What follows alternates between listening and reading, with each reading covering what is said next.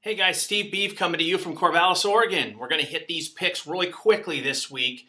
We have a pretty big Pac-12 card, but again, looks like another week that we're just going to repeat ourselves a little bit.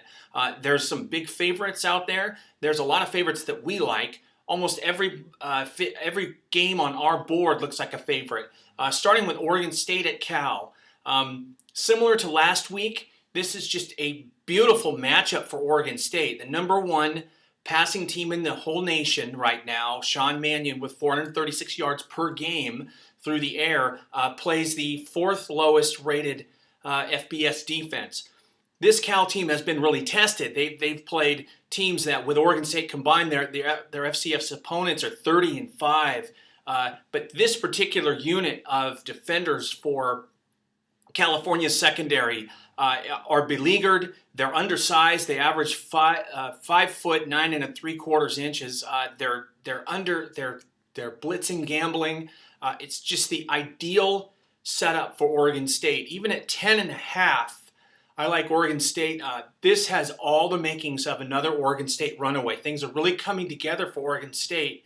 One of these teams, one of these days, is going to force OSU to run the ball. The OSU is the epitome of an unbalanced offensive team. Number one passing in the country, dead last rushing in the country. Someone's going to have to force them how to run. But Oregon State's defense is coming together. They're 19 yards behind Oregon as the number one defensive team in the Pac-12 as far as FBS games goes. Oregon State's defense is coming together. They've got their penalties cleaned up. They're getting healthy. And Cal is very much a mess. Never emphasized defense under Sonny Dykes. I really like Oregon State here, minus 10.5. I'm going to go ahead with that half point. It really should not matter. The next one on the docket here is Utah and Arizona.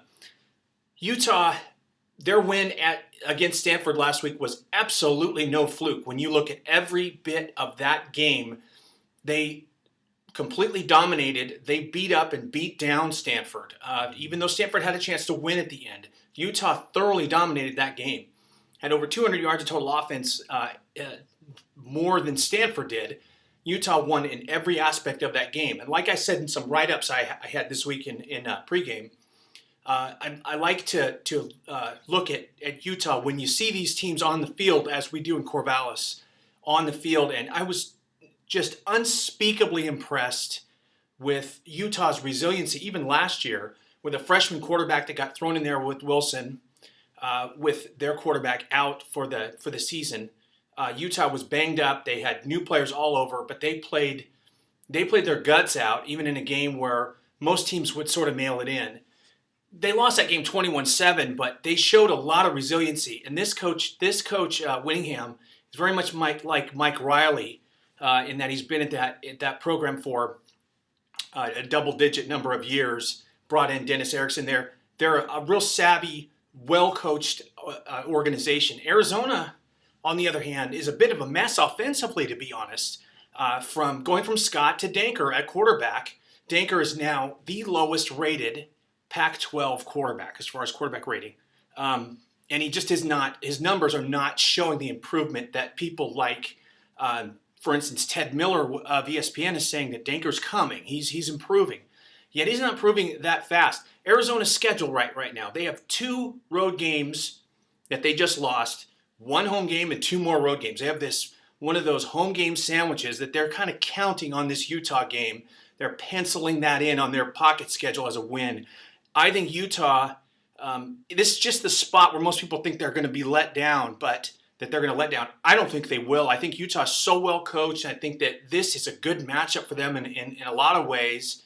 I really like Utah in that game, plus 5.5. Almost took them on the money line, but I don't like them that much. But I like them to either stay very, very close or win the game. The other game is Oregon. They're undefeated against the spread. They're just too much here for Washington State. Washington State is falling apart a bit. Their defensive numbers are sagging more than we had thought that they would at this point. And their quarterback is very, very error prone, Halliday. Last week he faced the number one interception team in the country in Oregon State. This week he faces the number two interception team in Oregon. Oregon is going to force him to throw short, and if they do, then he's going to. I think he's either going to throw a pick short or he's going to throw a lot of interceptions long. Washington State does not presume to make a lot of first downs in this game. Oregon, 37 and a half, 38 is not enough with Oregon. I think Oregon wins 60-7 or something like that. We're going to continue to go to that well until it's dry. Like Marco D'Angelo would say, you can only lose once. You can only win once betting on a winning streak to end. Or any streak to end, which is the case. And I just think Oregon is dynamite at 37 and a half here. I think they win by 50 or more. So I like that one.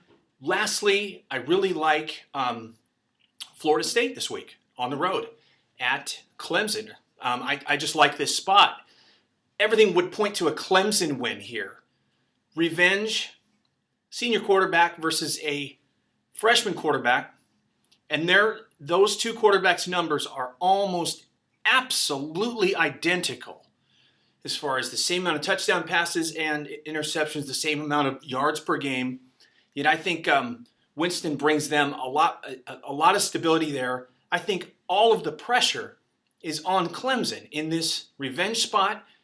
Everything that they have been pointing towards is this game. Florida State has essentially a whole lot, not very much to lose. They're expected to not, this is the game that Clemson is expected to win at home in their fanhood and in their mind. I really like Florida State in this.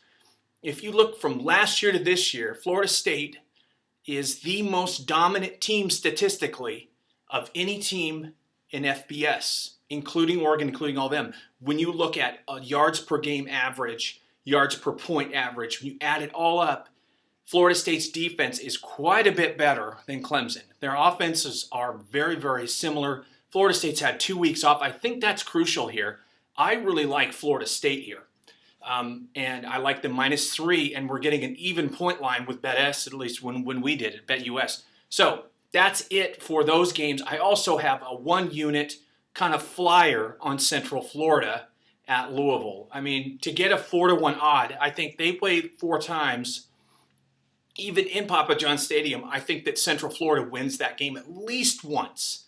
And at a 4-1 odd with this kind of staff, with that kind of experience, with a team that's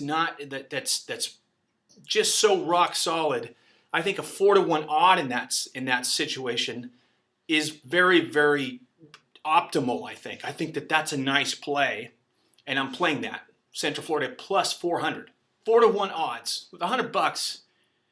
You win $400. I mean, that's a pretty darn good odd right there with Central Florida. So that's what I like this week.